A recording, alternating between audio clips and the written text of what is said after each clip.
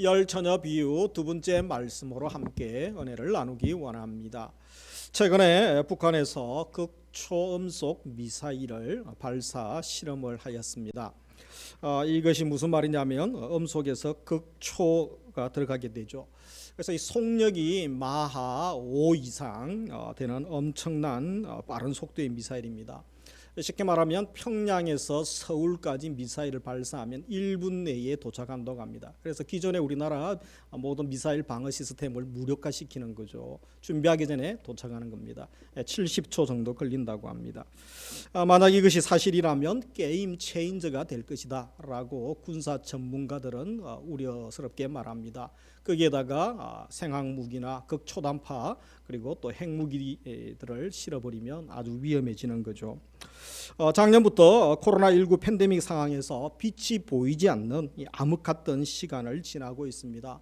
지금은 백신이 등장하고 그리고 또 치료제와 또 알약까지 나오면서 지금 계속 인내하고 있지만 그래도 또 게임 체인저로서 또 국면이 전환될 것에 대한 기대감을 가지고 있습니다. 그래서 이 게임 체인저가 무엇인가? 우리말로 하면 좀 어렵습니다만 국면 전환자, 국면 전환 요소 뭐 이렇게 번역할 수 있는데 이것은 어떤 일에서 판도를 뒤집는 사람 또 그런 사건 그리고 제품을 말할 때에 게임 체인저다 이런 말을 한다고 합니다. 역사적으로 이런 문명이 대변혁이 일어난 때가 있죠. 구텐베르크의 활자 인쇄술이 그렇습니다. 화약이 개발되고 다이너마이트가 개발되었을 때 그렇죠. 벨의 전화기 발명, 전기 뭐 이런 것들이 문명의 대변혁을 또 가져오지 않았습니까?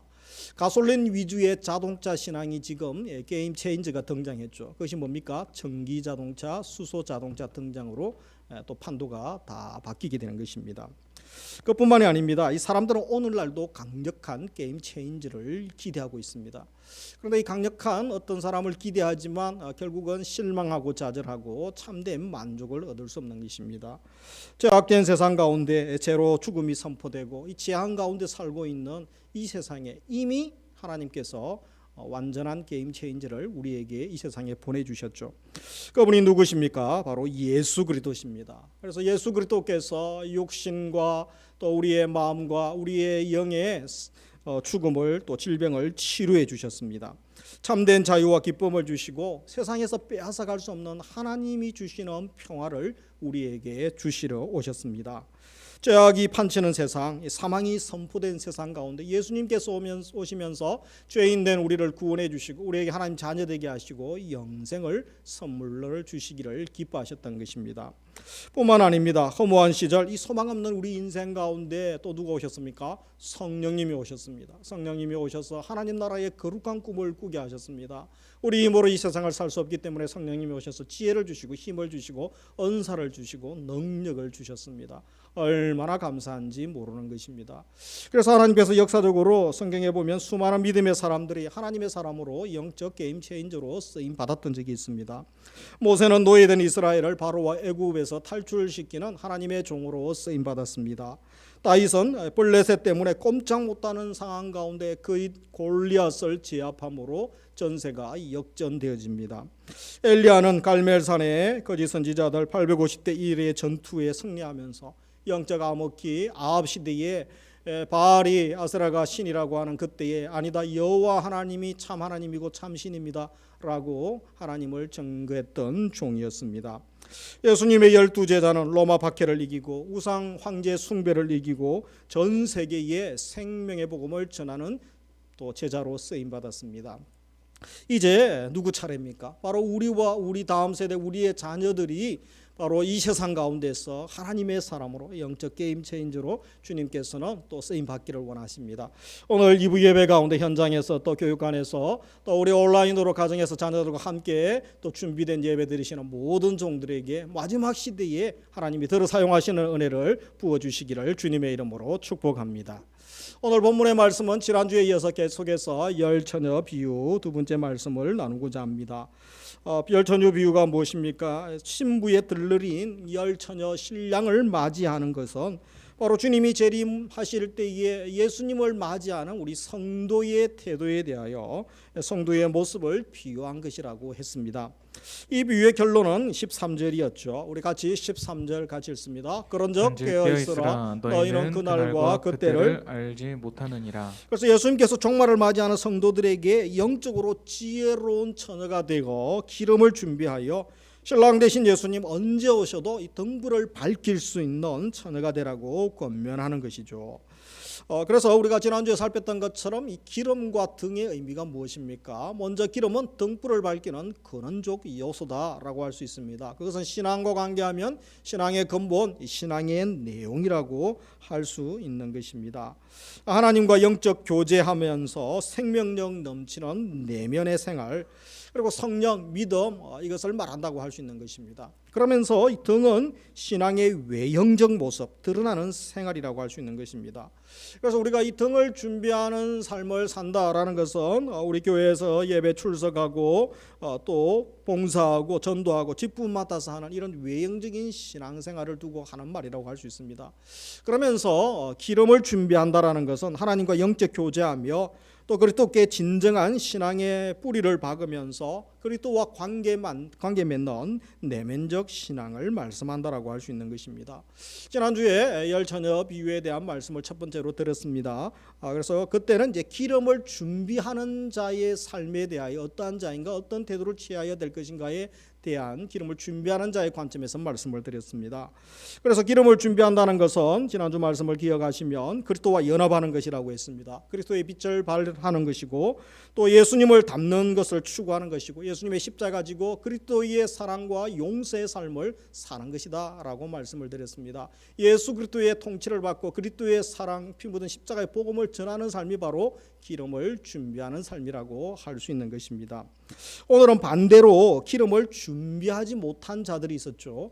여분의 기름을 준비하지 못한 어리석은 다섯 처녀, 어리석은 자들 관점에서 이들은 누구이며 또 이들을 우리가 어떻게 이해하고 대해야 하는가. 그러면서 오늘 신랑을 맞이한 신부로서 기름을 준비하는 실제적인 마음의 태도는 어떠해야 되는가. 이것에 대한 말씀을 함께 세 가지로 나누기 원합니다. 그래서 첫 번째로 기름 준비하지 못한 외식자의 모습은 쉽게 식별되지 않음을 알아야 됩니다. 기름을 준비하지 못한 미련한 자들은 이 빛을 발하지 못하면서 등만 있는 거죠. 그래서 이 등의 존재가 무엇이라고 했습니까? 바로 빛을 발하는데 등이 빛을 발하지 못하면 등의 존재 이유가 없는 것입니다. 이것이 바로 외식이라고 했습니다. 그래서 이들은 외식하는 자와 같다라고, 그리고 외식하는 자의 벌을 받을 것이라고 예수님이 책망하셨습니다. 기름 준비한 설기 있는 자는 바로 주님 오실 때에 주님 맞을 영적 준비를 성실하게 하고 있는 자다라고 말씀을 할 수 있는 것입니다. 그런데 오늘 본문의 비유에서 이 두 사람의 차이를 우리가 언제 알 수 있습니까? 기름을 준비하고 기름을 준비하지 않은 자, 언제 이들의 차이가 극명하게 드러나게 됩니까? 그것은 6절에 보시면 같이 한번 읽습니다. 밤중에 소리가 나되 보라 신랑이로다 맞으러 나오라 하매. 그래서 밤중에 신랑이 왔다는 소리가 납니다. 다들 졸고 자고 있을 때죠. 그래서 이 밤중에 신랑이 올 때, 그래서 신랑이 오시기까지는 이들의 차이를 알기가 쉽지 않음도 알게 됩니다. 주님 재림하여 심판하시는 결정적인 때가 있습니다. 그때까지는 기름을 준비한 자나 준비하지 않은 자나 별 차이가 없습니다. 식별할 수가 없습니다. 그리고 또 기름을 준비하지 않은 당사자도 당연히 자기들은 또 신랑을 맞이할 것이다 라고 착각 가운데 있었을 것입니다. 교회의 우리의 신앙생활도 마찬가지일 수 있습니다. 심판 때까지는 슬기로운 자나 미련한 자의 구별이 쉽지 않습니다. 그리고 함께 공존하고입니다. 함께 신앙생활합니다. 외형적으로는 알곡과 가라지를 예수님이 비유에서 마태복음 13장에서 비유에 대한 말씀을 하셨죠. 그래서 알곡과 이 가라지를 우리가 구별하기가 결코 쉽지 않습니다. 함께 섞여 있기 때문에 그런 것이죠. 오히려 외식하는 자가 우리의 눈에는 더 멋져 보이고 더 신앙생활 잘하는 것처럼 비춰질 때도 많이 있습니다. 그러나 그들의 그 신앙이 참 신앙은 아니죠. 한 번 신앙 열심 내고 반짝이는 것으로 그 신앙을 참된 신앙이라고 평가할 수 없습니다. 껍데기만 화려한 것 보면서 대단한 신앙의 소유자입니다. 그렇게 우리가 쉽게 판단할 수 없는 것입니다. 또 그런 사람이 있다고 너무 힘들어할 필요도 없는 것입니다. 오직 우리는 말씀 오늘 기억하면서 묵묵히 사명의 길, 자기의 길을 가면 되는 것입니다. 문제는 누가 준비된 자이고 누가 준비되지 못한 자인지 우리가 구별할 수 없다는 것입니다. 서로 속고 자기도 속습니다. 그래서 신앙의 유무는 보통 때는 우리가 식별하기 참 어렵습니다. 결정적 순간이 오기까지는 구별하기가 어렵다는 것입니다. 이럴 때 코로나가 한번 터져보고 그죠? 전쟁이 나거나 위기가 오고 어떤 개인의 어떤 그런 연단, 욥 같은 그런 하나님의 연단, 또 예레미야 애가에 보면 민족의 연단이 있죠. 공동체의 연단. 이런 고난이 올 때 그 사람의 신앙의 면부를 우리가 알 수 있죠. 그리고 본문의 말씀은 이제 재림의 때 인류의 마지막 때의 결정적 순간을 두고 하는 말이기도 합니다. 그러므로 저 사람은 영 아닌 것 같은데 하면서 우리가 너무 열받지 말아야 됩니다. 또 저 사람은 아닐 거야, 저 사람은 맞을 거야 이러면서 우리가 쉽게 판단하고 정죄하는 것도 조심해야 됩니다. 준비되지 않은 자, 기름 준비가 되지 않은 자 같다고 내면은 없는데 껍데기만 화려하다 그러면서 우리가 너무 속상해할 필요 없습니다. 그런 사람들이 왜 이렇게 많은지 몰라. 요즘같이 참 신앙 제대로 하는 사람이 없는 것 같다면서 마음 아파하고 속상해할 필요도 없는 것입니다. 그렇게 생각하는 나 자신이 오히려 그런 부류에 속할 수 있기 때문일 수도 있는 것입니다. 오히려 매일매일 자기 길을 가시기 바랍니다. 남들에게 보여지는 껍데기에 너무 신경 쓰지 마시기 바랍니다. 다른 사람 내면이 바르게 되었는지 그렇지 않은지 그런 것 가지고 우리가 신경 쓰고 걱정할 필요가 없는 것입니다. 오직 주님의 관심은 어디에 있습니까? 너는 어떠한가? 라는 것이죠. 나의 내면은 바른 신앙 가운데 있는가? 먼저 자신을 살피고 돌아보는 것이 중요합니다. 그리스도께 뿌리를 내리고 예수님과 연합한 가운데 우리의 삶의 열매를 맺고 있는가? 우리 장로님 기도하신 것처럼 성령의 열매를 맺고 있는가? 또 지난주의 말씀처럼 우리가 그렇게 돌아봐야 되는 것입니다. 예수님의 재림을 맞이할 수 있는 신앙은 잠깐 불을 밝힐 수 있는 자, 한번 반짝 일시적으로 열심을 내거나 그런 또 이례적인 사역이 아니라는 것입니다. 신앙은 이례적인 체험이나 어떤 신비하고 영적인 모습만 보여주는 것이 아닙니다. 언제 다시 오실지 모를 재림을 염두에 두고 날마다 믿음의 삶, 날마다 하나님의 임재 가운데 또 성실한 삶을 살아가는 것이라고 할 수 있는 것입니다. 그래서 매일 준비해야 되는 것입니다. 매일매일 외식하지 않는 것입니다. 일상의 삶에서 그리스도에게 감사하고 또 그리스도에게서 배우는 거죠. 예수님을 닮기를 힘쓰는 것, 예수님의 인격과 사역을 배우기를 닮아가기를 힘쓰고 그날을 사모하고 준비하는 것입니다. 그리스도와 연합하여 오늘 하루를 사는 순간순간 살아가는 사람이 이 결정적 순간에 그날을 준비하는 기름을 준비하는 자라고 할 수 있는 것입니다. 그래서 우리가 남의 신앙 평가하지 말고 오직 주님의 관심은 나의 모습을 돌아보고 나의 내면을 돌아보고 우리 가정을 돌아볼 수 있기를 원합니다. 내 내면이 내 신앙이 바르게 서는 일에 더욱 집중할 수 있는 은혜를 주시기 원합니다. 그리고 두 번째로 신앙은 각자 행한 대로 판단받습니다. 우리 8절 9절 보면 미련한 자들이 설기 있는 자들에게 이르되 같이 읽습니다. 우리 등불이 꺼져가니 너희 기름을 좀 나눠달라 하거늘 설기 있는 자들이 대답하여 이르되 우리와 너희가 쓰기에 다 부족할까 하노니 차라리 파는 자들에게 가서 너희 썰 것을 사라하니. 그래서 여기에 보면 이제 미련한 자들이 요청하지 않습니까? 설기는 자들에게 좀 기름 좀 나눠달라고, 여부로 기름 많이 가져왔으면 좀 주세요. 지금 다 꺼져가는데. 근데 이 슬기로운 자들이 거절한 모습, 단호하게 아주 냉철하게 거절하지 않습니까? 어떻게 예수 믿는 신앙인들이 이렇게 할 수 있는가? 너무 이기적인 것 아닌가? 이런 생각을 가질 수 있습니다.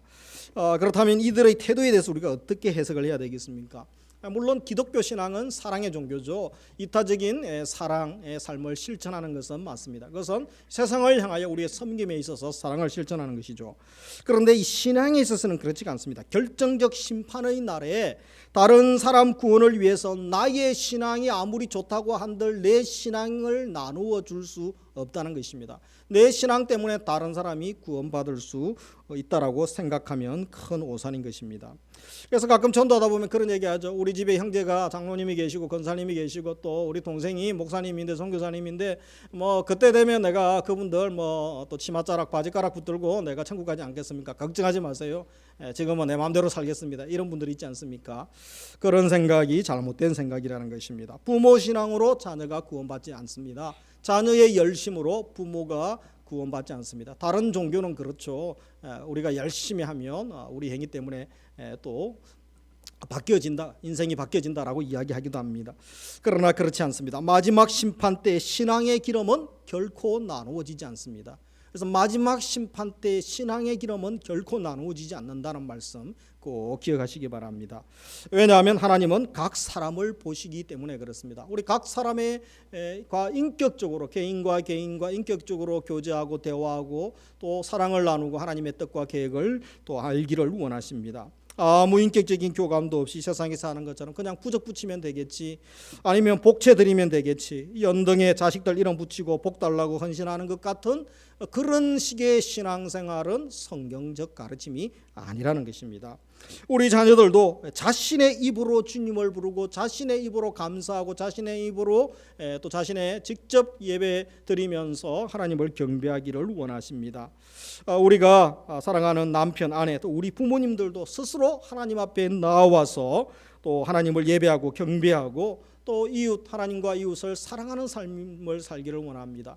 나 혼자 열심히 나 혼자 잘한다고 더불어 다 또 하나님이 구원해 주시는 것은 아닙니다. 물론 이제 복음 전할 계기가 되는 것이죠.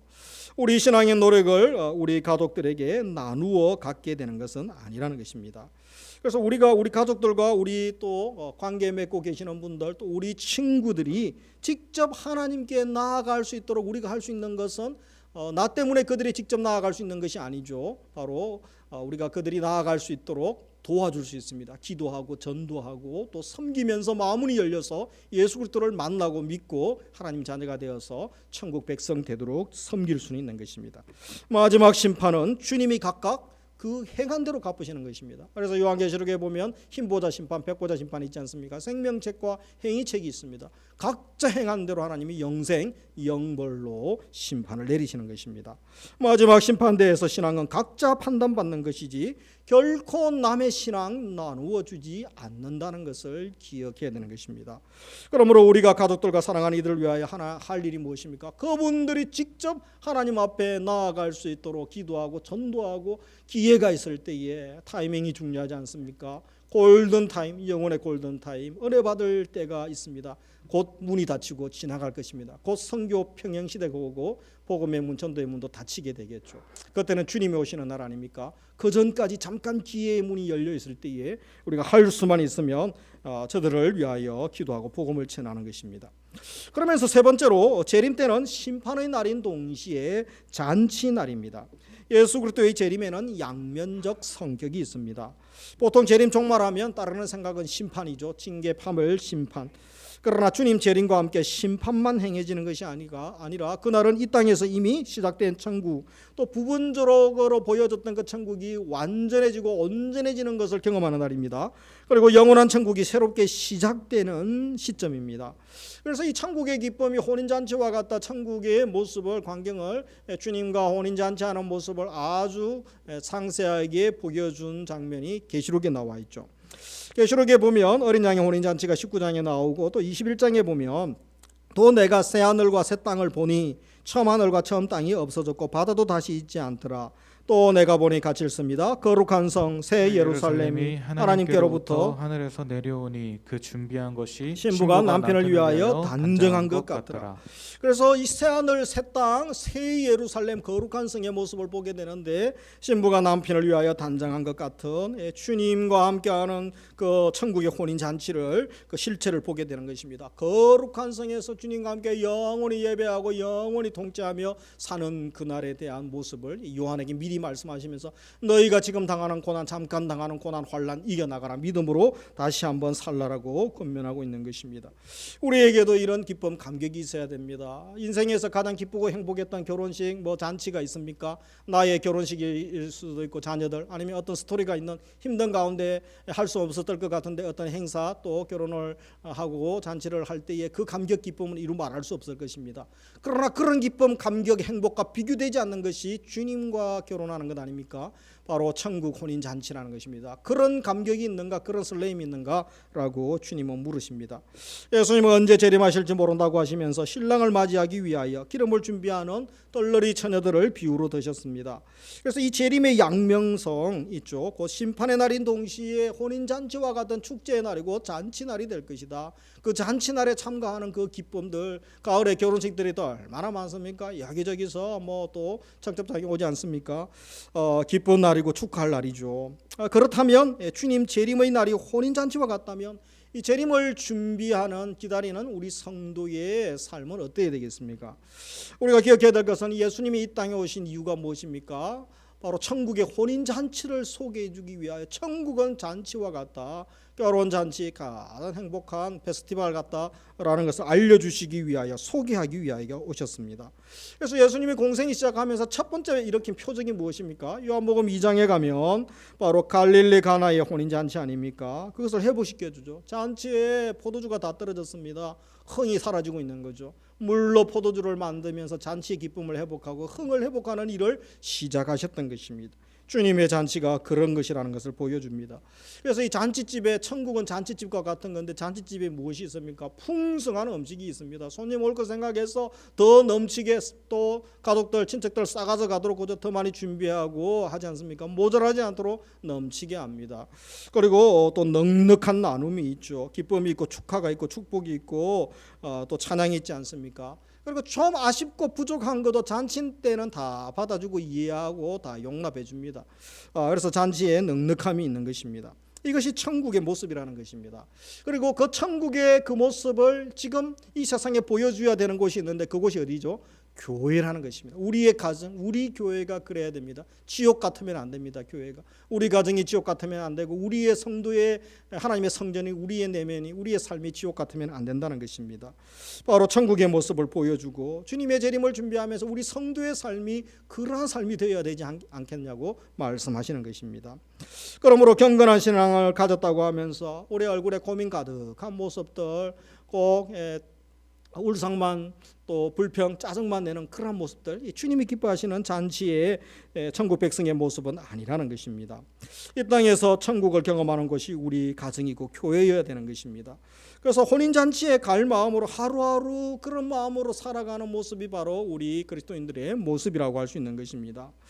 바울은 감옥에 갇혀 있습니다. 본인이 빌립보서에 보면 감옥에 갇혀 있는 가운데 물론 그가 감옥에 첫 번째 갇힐 때는 가택연금이고 두 번째는 이제 바로 죽음을 앞둔 메네린 감옥에서 또 죽음을 바라보는 그 차갑고 또 무서운 그 감옥 속에 갇혀 있죠. 그가 그 감옥에서 오히려 위로를 받아야 되는데 그가 감옥 밖에 있는 사람들 빌립보 교인들에게 천국 백성으로서 어떤 권면을 하고 있습니까? 빌립보서 4장 1절 4절에 보면 4장 4절에 보면 주 안에서 항상 기뻐하라. 내가 다시 말하노니 기뻐하라. 먼저 기뻐하라.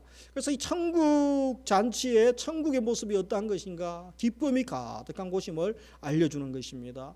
자기가 그 감옥에 있을 때 그 온갖 바퀴벌레 벌레들 그리고 곰팡이 냄새, 약취 냄새에 죽음의 공포가 찾아오죠. 그리고 또 군인들 앞에서 뭐 인간 대우가 있겠습니까? 비인격적인 그런 인권 사각지대 가운데 있지 않았겠습니까? 그런 가운데서 바깥에 있는 성도들에게 천국의 기쁨을 알려주고 있는 것입니다. 항상 기뻐하라. 5절에 너희 관용을 모든 사람에게 알게 하라. 관용이 있는 거죠. 6절에 아무것도 염려하지 말고 다만 모든 일에 기도와 간구로 너희 구할 것을 감사함으로 하나님께 알아라. 천국에는 감사가 있고 간구가 있는 것입니다. 그리하면 이 모든 지각에 뛰어난 하나님의 평강이 그리고 또 예수 안에서 너희 마음과 생각을 지키시리라. 하나님의 평강이 가득한 곳이다라고 말씀하는 것입니다. 우리도 천국 혼인잔치에 갈 마음으로 하루하루를 살아가는 천국 백성으로 살기를 원합니다. 구체적으로 우리의 얼굴에 우리의 모습에 어떤 것들이 넘쳐나야 되겠습니까? 요즘 같은 힘든 시간 오히려 이 빌립보서 4장의 말씀을 더 묵상하면서 우리의 기도가 되기 원합니다. 기쁨이 넘쳐나는 거죠. 관용의 삶을 살고 감사 간구가 넘쳐나고 하나님의 평강이 넘쳐나는 모습인 것입니다. 그래서 우리 교회도 매월 또 첫째 주가 되면 우리 안내팀과 또 우리 현금으로 섬기시는 분들 경건회를 가지지 않습니까? 항상 기도할 때 해와 같이 밝은 모습으로 섬기게 해달라고. 그래서 우리 토요일부터 준비해야 됩니다. 그래서 또 저녁에 또 주일 아침에 부부 싸움하고 자녀들과 대판 싸우고 나면 얼굴이 힘들지 않습니까? 그래서 영적으로 준비해야 됩니다. 기도하면서. 그래서 해와 같이 밝은 모습으로 성도님들을 환영하며 마음이 활짝 열려져서 또 천국의 영광 하나님의 영광을 경험하지 않습니까? 다른 것 때문에 내가 마음이 힘들고 안내 봉사하시는 분들도 우리 모두 사역자도 마찬가지입니다. 얼굴이 그냥 뭐 지옥에 갔다 온 사람처럼 그저 울긋불긋하고 짜증이고 인상이고 피곤한 모습을 하면 우리 성도님들 제가 잘 오다가 저분이 나한테 기분이 안 좋은가, 내가 싫은가 보다, 내가 무슨 문제가 있는가 보다 마음이 다치면 은혜를 받지 못하는 것입니다. 그래서 모든 하나님의 종들은 최선을 다하여 섬기고 우리의 삶과 우리의 인격, 우리의 은행을 통하여 섬김을 통하여 천국의 모습이 드러날 수 있도록 기도하고 준비해야 되는 것입니다. 오늘 2부 예배 또 드리시고 영상으로 함께 하시는 모든 분들에게 그런 천국 백성의 기쁨과 또 그런 준비된 모습을 허락해 주시기를 주님의 이름으로 축복합니다. 말씀을 맺습니다. 언제 다시 오실지 모르는 주님을 맞이할 준비하며 깨어 기름 준비하는 슬기로운 주의 종들이 되기를 원합니다. 그것은 일상의 삶에서 잘 사는 것이죠. 일상의 삶에서 그리스도와 연합하여 예수님을 닮아가고 예수님을 사랑하는 삶을 사는 것이라고 했습니다. 그런데 첫째로 마지막 날까지는 기름 준비한 자와 기름 준비하지 않은 자를 우리가 잘 구별할 수가 없습니다. 외식하는 자가 오히려 더 그럴듯한 신앙인처럼 행동할 수도 있습니다. 자기 자신도 스스로를 속일 수 있습니다. 신앙은 한번 반짝이고 한번 열심히 하는 것으로 신앙생활 잘한다라고 평가할 수는 없는 것입니다. 껍데기 잘 갖춘다고 되지도 않습니다. 그런 사람 또 주위에 많이 있다고 너무 불평하거나 또 원망하거나 우리가 너무 힘들어할 필요도 없는 것입니다. 오직 오늘 말씀처럼 묵묵히 자기 길을 가는 것이 중요합니다. 십자가의 길을 가고 묵묵히 제자의 길을 가는 그 삶 주님께서 기뻐하시고 복 내려주시는 것입니다. 그리고 두 번째로 마지막 심판 때 신앙은 각자 행한 대로 갚아주시는 것입니다. 다른 사람 신앙 기름을 나누어 줄 수 없다는 것을 기억하시기 바랍니다. 신앙은 각각 하나님 앞에서 각자 책임지고 각자 서야 되는 것입니다.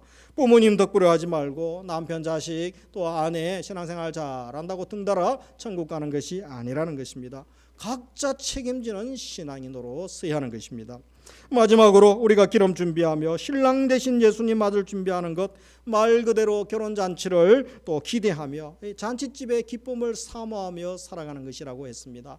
우리가 한 주간 어떻게 살아야 되겠습니까? 천국에서 주님과 함께 영원히 하는 또 어린 양의 혼인잔치에 참여하여 그 기쁨, 그 감격 이루 말할 수 없는 거죠. 이 세상의 최고의 기쁨, 감격을 뛰어넘는 몇십 배, 몇천 배, 몇만 배의 그 기쁨, 감격이 영원히 지속되지 않습니까? 그날을 사모하시기 바랍니다. 힘들고 고난이 올수록 더 앞길이 막막할수록 주님과 함께할 날, 주님이 오시는 날 그 기쁨으로 충만하시기 바랍니다. 그리고 그 감격 가운데 오늘을 최선을 다하여 믿음으로 사명 또 감당하며 충성된 종으로 살아갈 수 있기를 바랍니다. 주님과 함께 한 주간도 동행하면서 승리의 삶 살아가시고 또 기쁨과 소망 전하는 주님의 도구로 사역 감당할 수 있는 능력을 주시고 건강을 주시고 물질도 주시고 필요한 모든 은사도 주님께서 기도하는 자, 간구하는 자에게 사명이 분명한 자에게 부어주시는 줄 믿고 그러한 삶 살아가는 우리 성도님들 다 되시기를 주님의 이름으로 축복합니다.